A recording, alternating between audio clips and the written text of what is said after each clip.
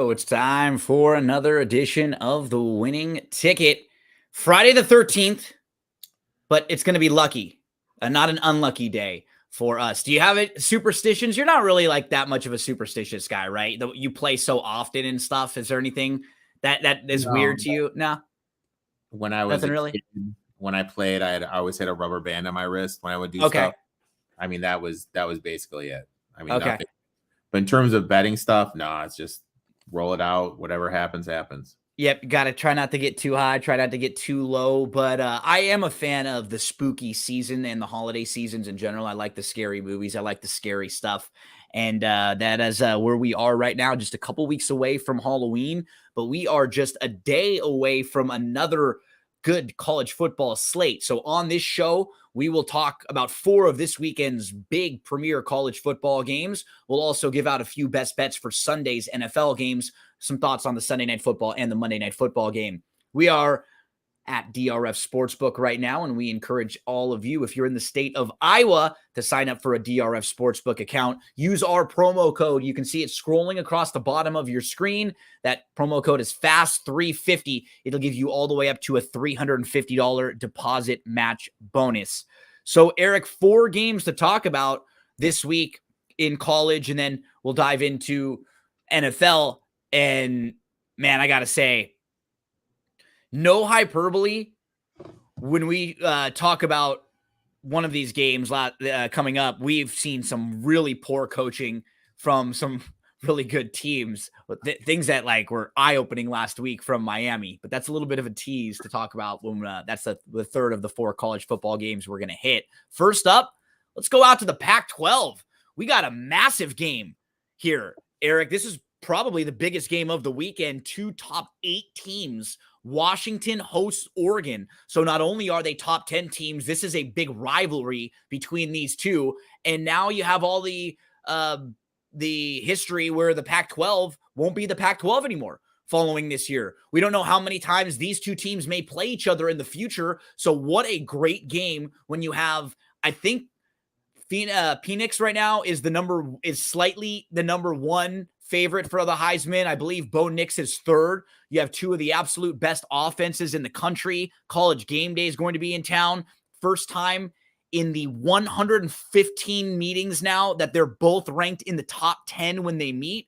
This is actually the first game in the Pac-12 where both teams are ranked inside the top 8 since 2014. So it's been a while. And Washington is led by their star quarterback, Penix, who transferred over last year and has just been incredible in the 2 years. He's the only quarterback since 2000 with at least 300 yards and a 70% completion percentage in their first 5 games. He's 17-1 in his career as a starter at home. A little Desmond Ridder in him, huh, Eric? In Penix here, he's averaging 399.8 passing yards per game. And they should have their stud wide receiver McMillan back. They beat Oregon last year as an underdog on the road. Some of the negatives, though, for Washington. They cannot stop the run. They are outside the top 100 in defensive line yards allowed, in havoc created, in tackles for loss, and in stuff rate. A lot of those run metrics for your defense. They rank 130th in penalties with 8.8 per game in 95 yards of penalties. But the offensive line has been very, very good the last few years. They have not allowed many sacks. They only allowed 1 in the first 4 games of this year. They did allow 2, though, against Arizona. So which will you see from Washington? Now, on the Oregon side, let's set you up for them. This offensive line, they've also been fantastic this year. They've only allowed 3 sacks and only 20 tackles for loss all season long. They and Washington are ranked 1st and 3rd based on PFF pass blocking grade. These two teams are inside the top 3 in yards per game and in EPA per play. These are legitimately 2 of the best offenses you're going to see in all of college football. Oregon is 10th in passing offense, 8th in rushing offense, and they really should be able to run the ball here against Washington. They're top 15 in EPA per rush and in success rate. The one thing I've noticed, and then sort of diving into some of their metrics, they're not going deep down the field as much this year. That's why Bo Nix' completion percentage is so good. It's at 80.4%, but his average depth of target is 6.4 yards. That ranks 149th. So if you can slow this run down a little bit, they don't necessarily attack you deep down the field like Oregon did last year or maybe some prior teams. They're only in the 50s in EPA per rush allowed. So Washington should also be able to run the ball on them. This is just a fascinating game, though, to me. I think both these teams are really good.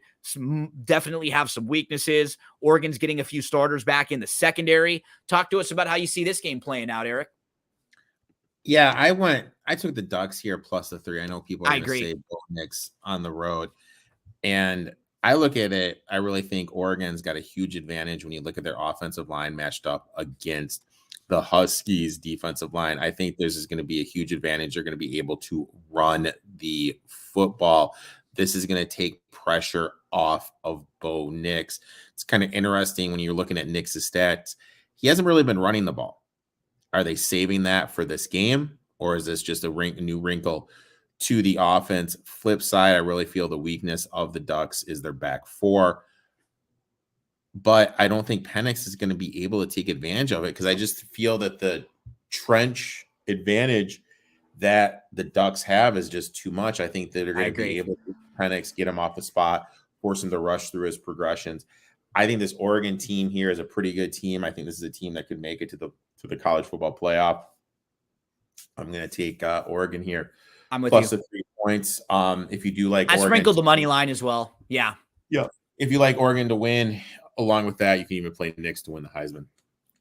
Because this is one of those games, huge primetime spot where a lot of eyeballs on him. If he outplays Penix here, he jumps over him, right? And like you said, if they win this game, that puts them in a really nice spot as far as the conference and trying to secure a playoff spot.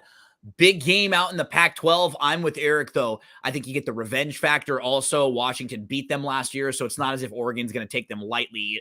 They're not going to be taking them lightly as a rival with this type of resume either. But I honestly, in a real simple sense, looking at both, like all the sides here and the matchups, offense on defense, defense on offense, right?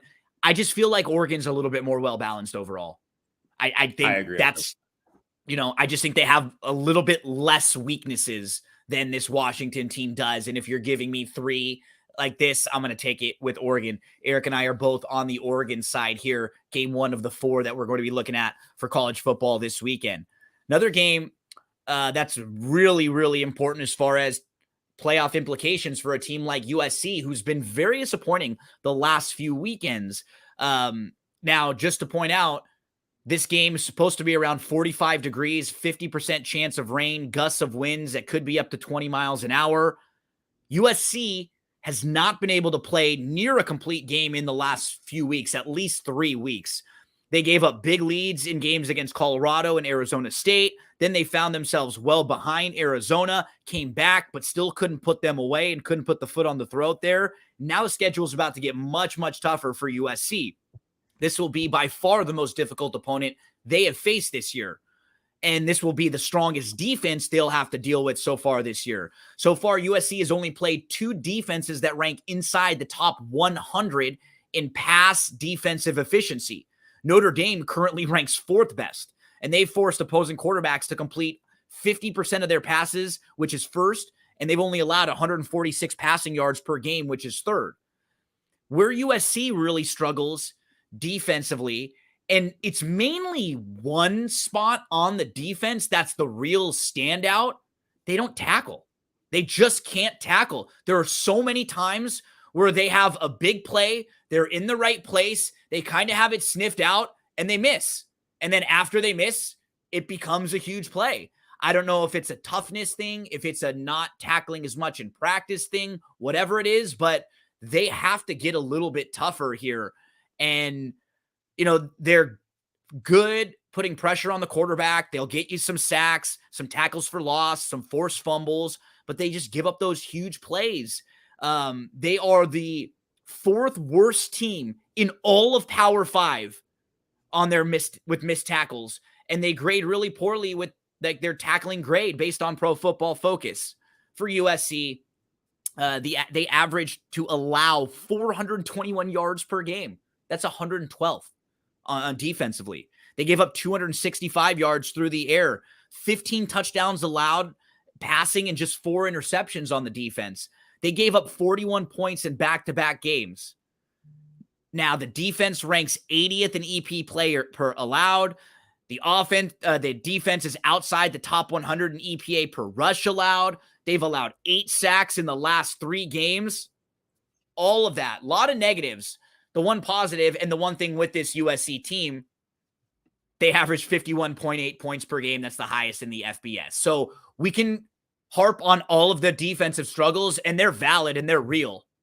But this is a team that can absolutely outscore anyone. And Notre Dame's not coming into this game necessarily playing all that well, Eric. What concerns me about Notre Dame is, are they a little tired right now? This is their 8th straight week of playing a game. I believe they played on a separate continent to start the season. They've played ranked opponents now in 4 consecutive weeks. They also have midterms this week for their players. So you got to think about that. I know that's something we never really talk about or we don't really discuss as gamblers, but mentally they might be just fried right now with what they've been dealing with. If it's rainy, if it's wet weather, that is an advantage for a Notre Dame team that doesn't want to try to go up and down with this USC team. They haven't looked very good offensively. I think they had 5 turnovers last week, 3 interceptions, a couple lost fumbles. They couldn't run the ball at all. And offensively, the last 3 games, they have struggled. Now, they've played better defenses in those games.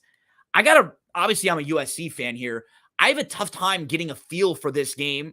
And then you throw the weather in because Notre Dame's been a little disappointing. USC, their defense has not taken that step forward like we had hoped. So talk to us about how you see this game playing out, Eric.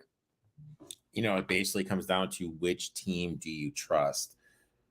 USC's defense leads production, but one thing I've been harping on is Notre Dame's lack of athleticism at the wide receiver position. That's where they struggle. Cannot create separation, and we kind of saw it in the Duke game. Elko, what he started to do, he's playing 9 in the box. He just started playing 9 in the box, and we saw Louisville copy that blueprint, and Notre Dame could not move the ball at all. I think they had 20 yards on 10 carries for their star running back. Yep, and wide receivers just can't do anything. As much as people want to harp on Hartman or the coaching, they just don't have the playmakers and the athleticism out there to do anything. Is the USC coaching staff, and when you look at the history of Lincoln Riley through his tenure at USC, his tenure at Oklahoma, he doesn't strike me as a defense, as you know what I mean, as someone that his defenses historically aren't the best. Flip side of that, you look at Caleb Williams' splits, does phenomenal, grades out great when playing against quarters coverage. Notre Dame runs a lot of cover 1 and cover 2, which he doesn't do as well. Now you factor in the weather. I just don't know which team I can trust. Also, Notre Dame, I'm watching the Louisville game. They're cycling in offensive linemen during the game. Their line is really struggling. I know. Cohesive unit. They do line changes with the offensive line. And that may not work out well against a particular defense like USC because they're not a good down-to-down defense, but they do have enough athleticism where they can create some havoc. That's one of the things they can do well. So if you don't have a consistent offensive line up front, you're cycling guys in and out, they may be able to kind of pick on some of the weak spots there. Other than it would be a little bit easier for a USC team to do that than to sit back and cover you if you've got a couple of good wide receivers, right? The matchup for USC's defense might be okay here because Notre Dame hasn't really shown recently they have that strong hand of prolific wide receivers or a really, really consistent offensive line. Yeah, and you mentioned their schedule. I mean, they started overseas, played Navy, came back, played a FBS team, played NC State. That game was a little bit funky because there was the lightning delay. Then after the lightning delay, they kind of ran away with it. The CMU game was a little bit closer than the score indicates. Played the Ohio State game, came down to the last play. Duke game came down to the last play, got a little embarrassed at Louisville. They've just been through the gauntlet. Now you factor in the academic stuff going on. Just a tough spot. On the flip side, USC really hasn't shown you anything to be that confident with.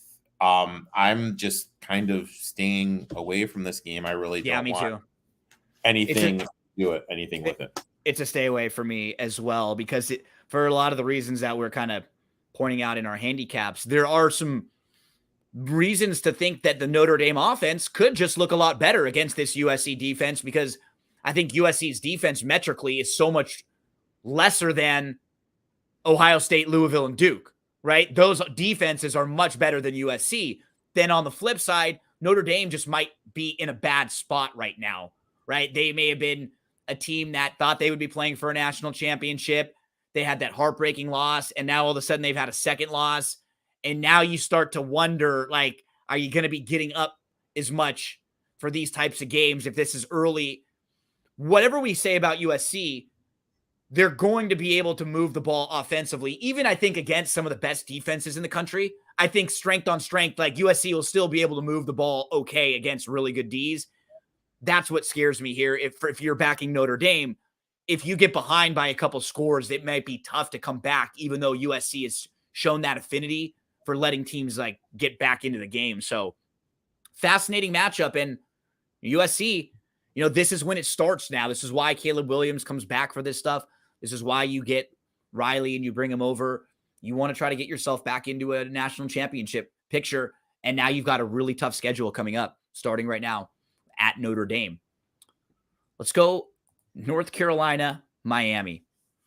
Eric, one of the biggest mistakes you will ever see to lose a game last week, Coach Mario Cristobal, and it wasn't even the first time he's done it. Had the opportunity to just kneel on the ball, run the clock out. You don't even need to run another play. And instead, he hands the ball off. And it's one of these things where it's like, why? Why? Like, what is even the point? Like, what would his justification be? Like, I wanted to get 5 extra yards for my running back. I don't even know what the justification. I don't get it. Like, if you leave someone out on the court to score 50 points or something, like, I don't even understand why you wouldn't just kneel on the ball. This guy's done the same thing at Oregon. They lost the game to Stanford previously when they fumbled the ball late when they could have just kneeled on it. And I can't even believe that. All that being said, this Miami team is actually pretty good this year. Just looking on Pro Football Focus metrics, Pro Football Focus has Miami like a top 5 team overall based on roster. They've got North Carolina more like a top 30 team, like a team in the 20s. Miami is top 10 in yards per play and yards per game. Quarterback Van Dyke had some really bad throws and bad decisions, though, last week. They didn't really run the ball all that well last week either against Georgia Tech. This is going to be the best offense Miami has faced, so their defense needs to be ready for this North Carolina prolific offense because they've scored 31 straight points in 31 points straight, 5 games in a row. The defense has improved for North Carolina, but they have played some bad offenses, Eric, so it should be a big-time step up in class for them to see how much this defense really has improved. They struggle on the early downs, and they don't have a very good success rate defending the run. That's probably where Miami can hit them running the ball and trying to control the clock and trying to not let North Carolina get the ball and have May go to town and go up and down. They do have wide receiver Tez Walker back. He played last week, able to shake some of the rust off there. He should be better this week.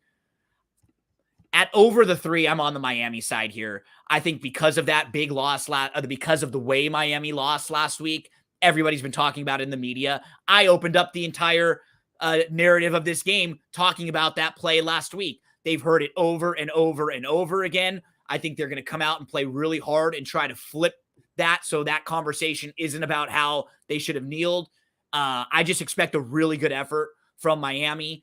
Again, another instance where I think Miami's the better team. I think they're the much more well-balanced team, and you're giving me more than a field goal here with Miami. I kind of saw this game similar to the Washington-Oregon game, where I think I'm getting the better team at a field goal or more as an underdog.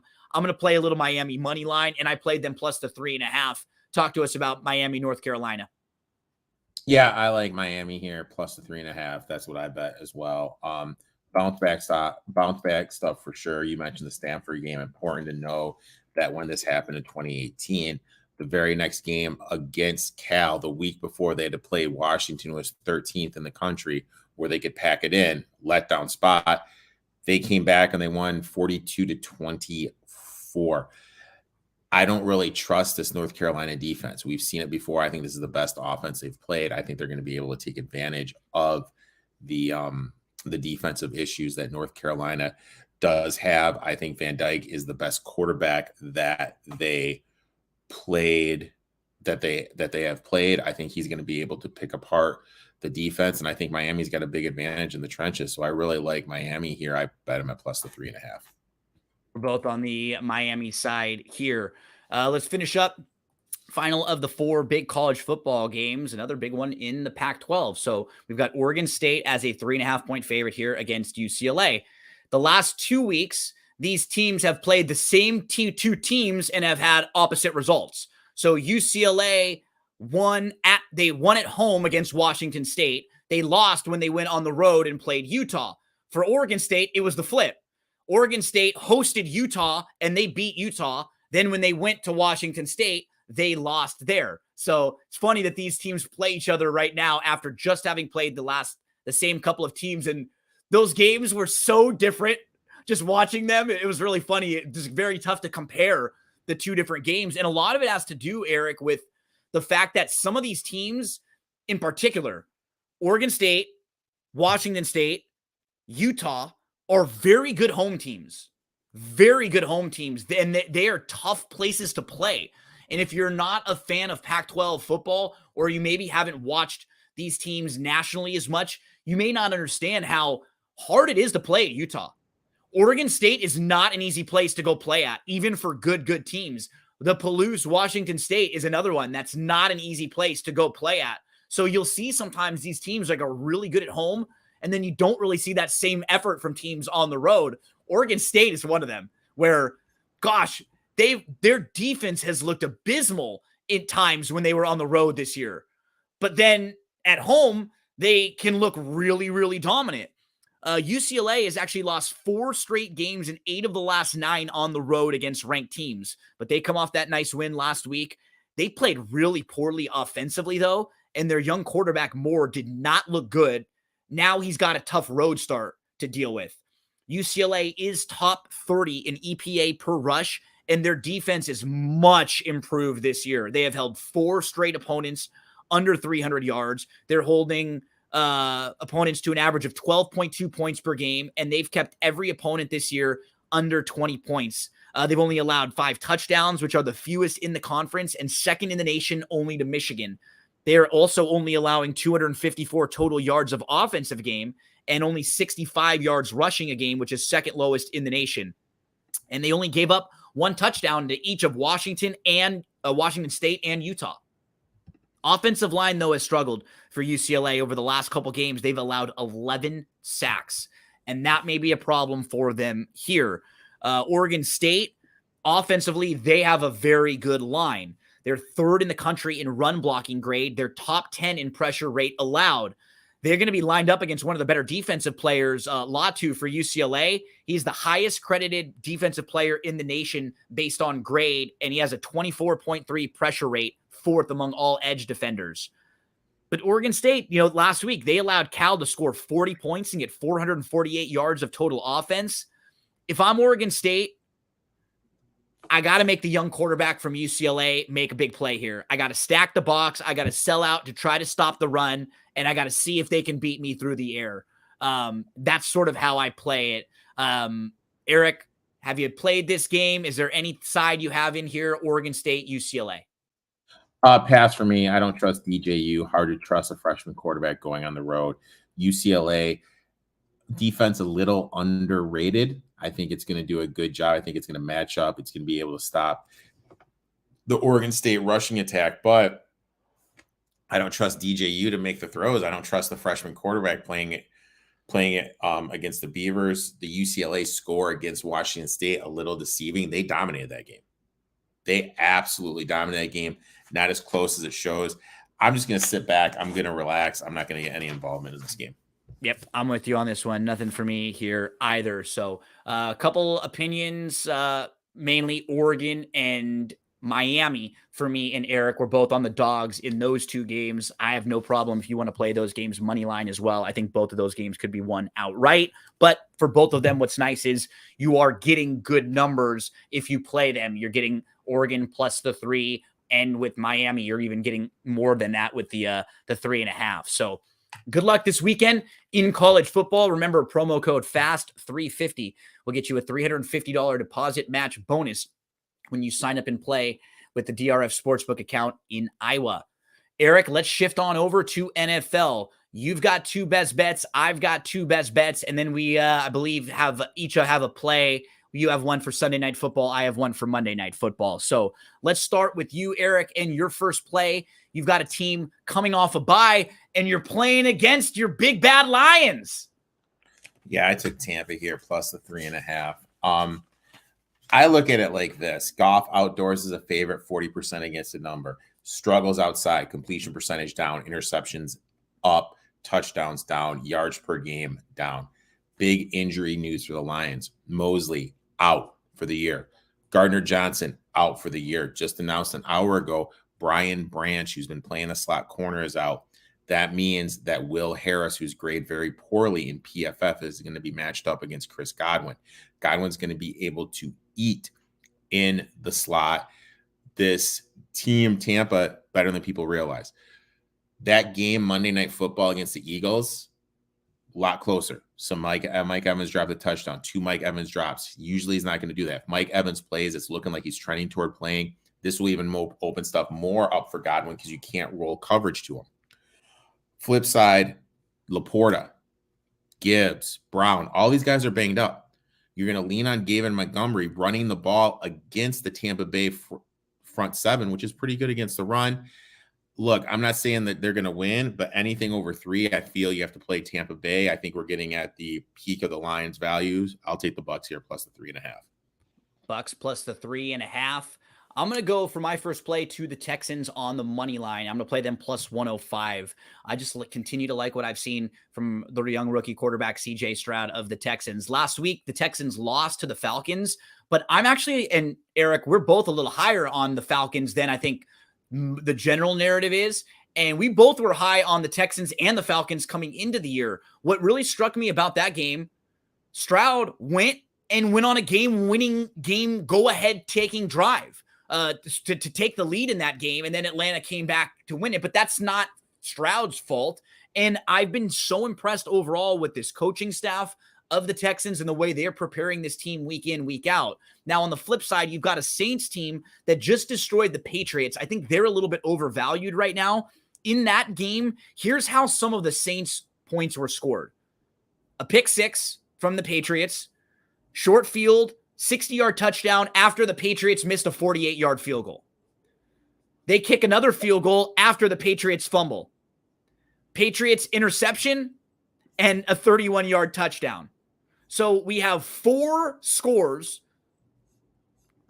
blatantly because of Patriots mistakes. I'm not really impressed with what I've seen so far from the Saints. I think their defense is above average and solid, but look at who they've played so far, their defense. Week 1, Tannehill and the Titans, and Tannehill had 3 interceptions and missed a couple wide open throws. There were 2 in particular, one to O'Conwell right down the side that would have won the game for them. And that was nothing that the Saints did defensively. That was just Tannehill being bad. Week 2, they play Bryce Young and the Panthers. I believe Young has only had 2 passes for 20-plus yards down the field this year. They have looked like one of the worst offenses in the league. They played Jordan Love and the Packers. Jordan Love has been really up and down. The Packers haven't had their full complement of weapons either throughout the entire year. They've been missing Watson. They've been missing Jones. They've had different players in and out. Baker and Tampa, who have overachieved, but they're not like a top 5 offense in the league or a really good offense. And then last week, they played Mac Jones. So are the Saints really good defensively? Or have they been able to kind of beat up on a really inferior group of opponents that they've faced, and maybe that's made their defense look a little bit better than it is? That's what I think, and I think the Texans will be able to move the ball and be able to score in here on them. I locked in the Texans on the money line, plus the 105 here for my first play. Eric, you're going to go outside of the U.S. for your next play, right? Yep, I am going to take the Tennessee Titans here. Look, to me, this is just the typical Mike Vrabel spot. Am I a little worried about the travel? No, not really. I'm not gonna, worry about the travel too much here. The weakness of the Titans defense is defending the pass. Jackson has struggled this year. I talked about this earlier in the week on the show I did. Everyone talked about how explosive this new passing attack was going to be of the Ravens. They're only averaging 9 more yards a game passing this year compared to last year. Lamar Jackson is a favorite, 44% ATS. Vrabel is a dog, 61.9% ATS in non-home games, so road or neutral games, 60% ATS. When getting 3 points or more, 23, 10, and 1, 69.7%. Titans are starting to get healthy. Ravens are still a little bit more banged up. Ravens have no identity in my eyes. Last couple of years, smash nose, running the ball, plays extended because of Lamar Jackson. This year, bottom third, throwing it to the outside, both hashes. Middle of the pack in a quarterback, throwing to the middle of the field. Only averaging 9 more yards a game passing, 13 yards less rushing. No identity. Tannehill's starting to look better. They started working the play action a lot more against the Colts. I think that Henry's going to be able to run the ball here. I like the Titans to bounce back. I'll play Vrabel as a dog. I locked it in at 3.5. It's bounced up before you even get a better number. Second play for me will come with the Patriots. Eric, one thing, and speaking a lot with you over the last couple of years, man, you hammer this into my head because you mention it a lot. And one thing we all have to do as gamblers, we have to make sure we think about value, right? We're looking at the Patriots right now. They are at the lowest value they've ever been. People are talking about Belichick should be fired. Mac Jones has been benched multiple times. They're setting all sorts of negative records for shutouts and most points allowed and biggest defeat in the Belichick era. But now they get to go play a team that they have a little familiarity with. They're playing the Raiders and Josh McDaniels. So Belichick knows this coaching staff. He knows what this guy wants to do. And the Raiders are not a very good team. They are 28th overall in DVOA. They're actually worse than the Patriots. They're number 31 in offense. I think the one matchup that I really like, the one unit on this field that I trust is the Patriots defense. That's what I trust here. I trust that they will be able to still show up and perform very well. Because last week, when you look and you see them getting blown out, I went through it when I talked about the Saints right now. The Patriots defense didn't play poorly. Yeah. The reason why the Patriots gave up a lot of points last week was because the offense kept giving the ball away. There was a pick six. It was short fields over and over. I think the Patriots defense is ranked 12th in DVOA. They are still solid, above average. Give me the Patriots in here plus the 3 against the Raiders for my second play. Eric, let's go to Sunday Night Football. This is a big spread in this game, and it looks like Daniel Jones is not going to be playing for the Giants, right? We've got the Giants and the Bills on Sunday Night Football. Yeah, Tyrod Taylor's announced as a starter. Dipped up to 15 and a half. I actually locked this in at 14. And my big thing is this. There's been 11 times in the history of the London NFL experience where a team has not taken a bye. In all 11 games, the team that did not take a bye was down in the fourth quarter. And being able, now if that trend continues, being able to win by more than 2 touchdowns is something that's hard to do. Tyrod Taylor, capable quarterback, going to be able to extend the play. Saquon Barkley is coming back. Andrew Thomas is coming back. And the one thing that stood out to me watching the Bills play the Jaguars, as soon as Matt Milano went down, they were able, the Jaguars, to run the ball. And now you get Saquon Barkley, who in my eyes, I know he's not what he used to be 4 or 5 years ago, but he's still better than Travis Etienne. I think he's going to be able to run the ball on this Jaguars front, on this Bills front. I think it's an area you can attack. I'm going to play the trend of teams being down in the fourth quarter when I'm getting over 2 touchdowns. And there's also a trend where teams that are 0-5 ATS, week 6, finally get that cover. So I'll be looking to do that. I'll take the Giants here at plus 14, 15, whatever you can get them at. That's a look at Sunday Night Football. On Monday Night Football, we've got the Dallas Cowboys coming off a very, very disappointing effort. And to me, Eric, I just, you see that Dallas just has a tough time stepping up against the well-coached opponents. I think they can beat up on the teams where they just have more talent. Dallas played Sunday night in San Francisco. Then they leave California, go back to Dallas, and then they come back to play in California in Los Angeles on Monday night. I thought that was just a little bit weird. Why not stay here for a few days and not have to travel back and forth? So while they're going back and forth, the Chargers are sitting here coming off a bye. And they actually got a little bit of momentum in the last few weeks. They looked a little bit better. This Chargers team could be undefeated. With the Chargers, it's never talent. They play up to the level of their opponent and then down to the level of their opponent. And right now, you're going to be getting plus money with them at home, off a bye against a team that didn't look very good. It has some issues. And then we got the Kellen Moore kind of revenge factored in here, where Kellen Moore knows a lot of what Dallas wants to do. And I just have not been really impressed with Dallas's offense and what McCarthy is doing and what Dak is doing there. Their defense has been very impressive in a few games, but last week was one of those eye-opening games where it's not like they should have won that game. They should have been a lot more competitive in that game against San Francisco. And I like the Chargers in this spot quite a bit. I played them on the money line, Eric. I just played them at plus 112. I really think the big thing with this, we've kind of seen it, is McCarthy has limited what Dak is best at doing, and Dak looks like a lost puppy in the backfield throwing the ball. That's number one. Number two, Mac has been a beast. He had that 6-sack game. Solar, who's the offensive line coach, his lines historically struggle in pass pro. So Mac, Bosa, and crew, I think they're going to be able to get home against Dak, and that's going to lead to some turnovers. But the biggest thing is just when you look at all the metrics, Dallas's defense isn't as good without Diggs. They just, and it's rare because you usually don't see that with a DB. It's usually like a pass rusher. But the metrics are just not there when Diggs isn't there, and it forces all their other DBs to go up a level. Now, DB2 is guarding Keenan Allen. So that means a better matchup for Keenan Allen, better matchup for Johnston, better matchup for Josh Palmer. Now you got Austin Eckler coming back. You got the Chargers coming off a bye. They should just be so much healthier, right? Like, and you got a primetime dog. I mean, a short primetime dog.